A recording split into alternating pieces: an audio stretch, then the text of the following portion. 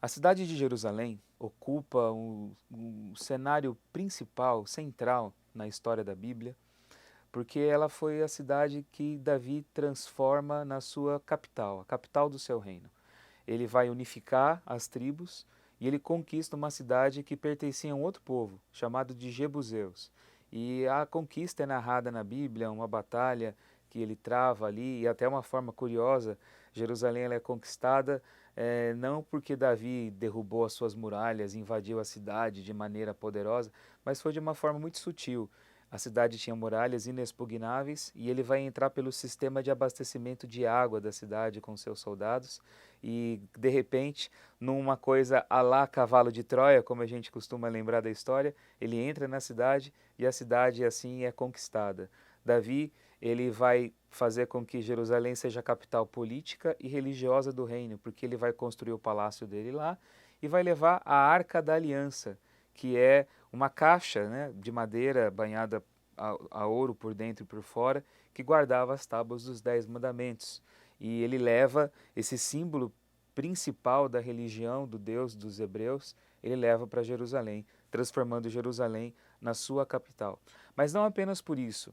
Jerusalém também marca o local, segundo a tradição, onde Abraão iria oferecer o seu filho Isaque em sacrifício. E a rocha sobre a qual Abraão iria oferecer o seu filho Isaque, e eu digo iria porque o texto de Gênesis capítulo 22 diz que no momento em que ele vai sacrificar o menino, o anjo de Deus segura as mãos dele, dizendo que ele não deveria de oferecer aquele menino porque Deus sabia o quão Abraão amava ao Senhor, a ponto de não negar o seu único filho. E ali acontece todo um jogo de palavras no texto hebraico. Diz que o nome daquele lugar se torna o Senhor proverá. A palavra prover em hebraico é Yiré ou Yiru.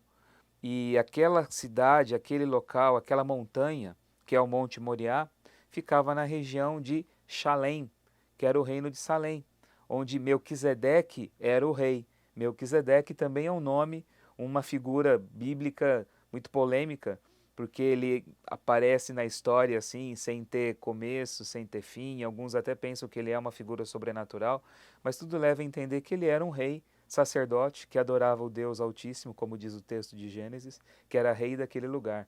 E ele era rei e sacerdote. São duas funções que na Bíblia inteira elas não caminham juntas, unidas na mesma pessoa, para não haver nenhum tipo de nepotismo, né?